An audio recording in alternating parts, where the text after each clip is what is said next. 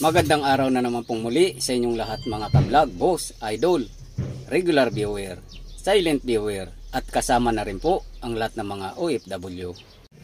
Ang gagawin ko naman po ngayon ay mayroon na naman po akong chichikin po na isang sasakyan na jeep.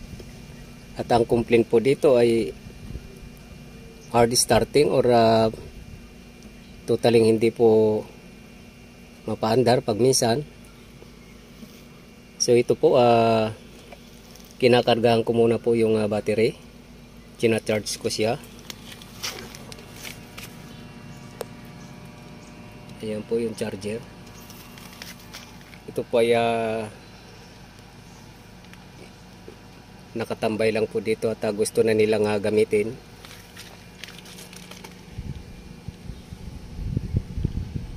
So gagawin po kasi service to sa mga project nila sa construction, panghakot po ng mga gamit at pasahero, mga trabahador, kaya kailangan pong mapagana to. Pero nung tinesting po nilang pandarin ay hindi daw mapa-start. At ito nga po ay tina-charge ko na siya yung battery. Pero chichikin ko po yung bawat cell ng battery na to, kung may problema po ba o wala. Mayroon din po akong mga nagdaang video na isang payloader or wheel loader. So hard starting din po siya at kinarge ko po siya dahil natambay po ng matagal. Ang naging problema po doon ay nag-discharge po yung karga ng battery. At ngayon po ay naka-recover na siya at okay na po siya. Dahil po nawalan po siya ng operation dahil walang operator yung payloader na yon. At nung na-charge ko po ng maghapon, ngayon po ay okay na po siya. Gumagana na po. At ito naman po ay jeep naman po to. At ito nga po yung tubig battery ay kumukulo po siya. Pare-parehas po silang kumukulo habang tina-charge po ng charger. So ibig sabihin po, indikasyon po yan na okay po yung battery, bawat cell pare-parehas po kumukulo siya. Ibig sabihin nagre-response po at kumakarga siya. Ayan po.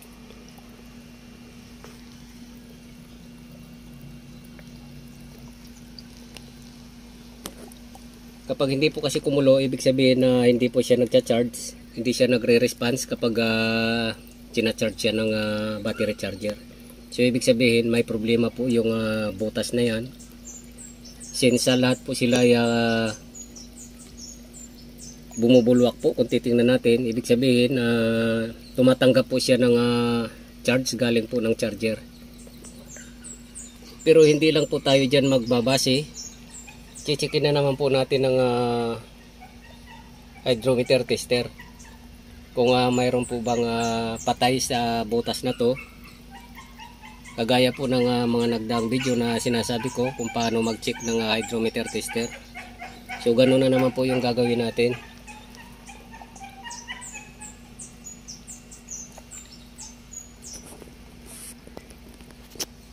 So chichikin ko po ng isa-isa.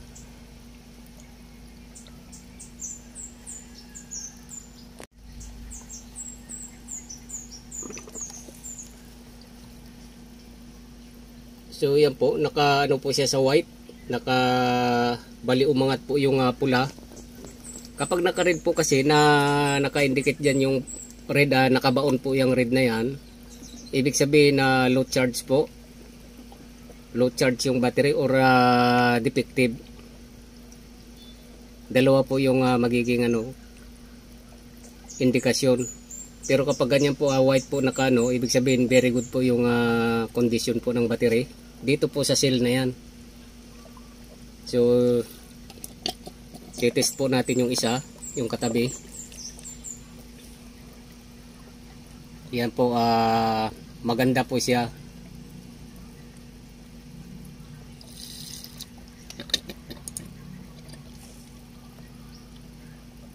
Ayan po. Yan po yung indikasyon po na maganda ang kondisyon ng battery. Ang pinakalimit po dyan kapag kalahati po ng hanggang dyan lang po dapat ang kapag red.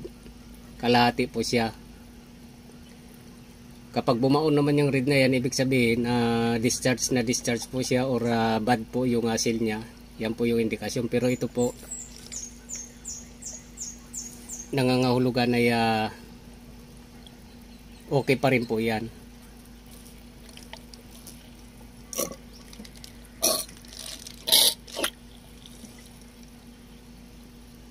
Yan o.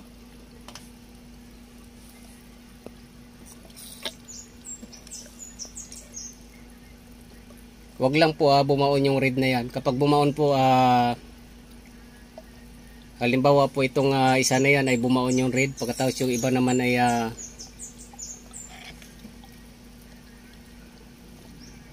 katulad niyan, lahat po ay 5 po yung parehas ganyan, pagkatapos mayroon po isang butas na nakabaon po yung red. So ibig sabihin yung nakabaon po na red na yan, bad po yan. Since pare-parehas po silang nakaangat po yung halos umabot po ng puti, good po yan. Dito po tayo.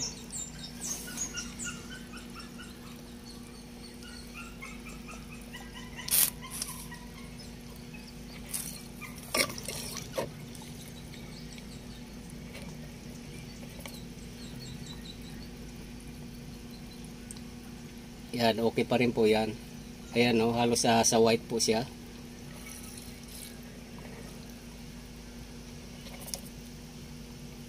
Okay po yan.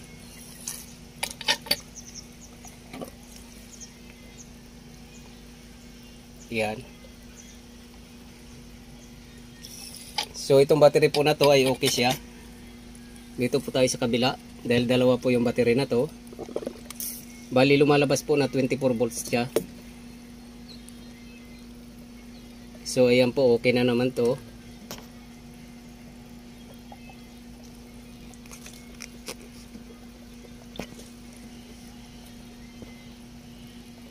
So okay pa rin po yan.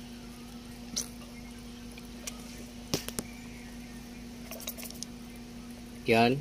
So good po yung kondisyon ng battery na to.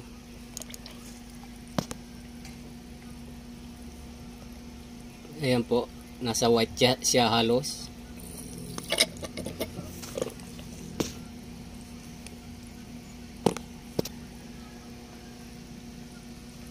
Ayan.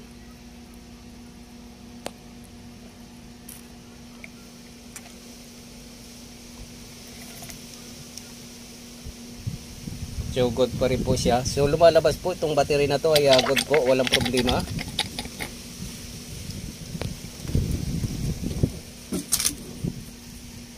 At saka nakikita po natin na kumukulo po siya.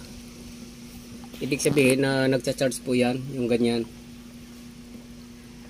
So yung complaint po nila na sinasabing nahihirapan umi-start. So mayroon po ako nakita dito. Ito pong positive power na cable. Ayan po yung positive. Positive na. Positive power ng battery or cable. Positive cable ay dugtong na po siya. So kapag ganito po kasi, problema po yan na nagkakaroon po ng loss power pag ganito habang ini-start po natin. Kumbaga sa ito po yung kung sa tubig pa, leak po itong ganito. Yung kuryente po na dapat pupunta sa starter ay hindi po nakakarating doon ng complete, kundi nagbabawas na po dahil po dito sa dugtong na to. Once na uminit po yung wire, yung dugtong na to, so bawas na rin po yung kuryente na nakakarating po ng starter motor. So isa pong dahilan po to. At mayroon pa rin pong isa, yung negative power naman po na nakalagay dito.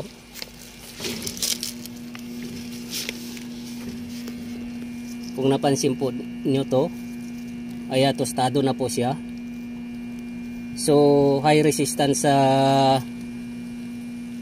itong wire po ay high resistance na po. Ibig sabihin yung kuryente po na dumadaloy dito kung sa 100% po na power or current na nakakarating na kailangan po ng starter. So parang 50% na lang po or mababa na po yung dumadaloy dito na kuryente.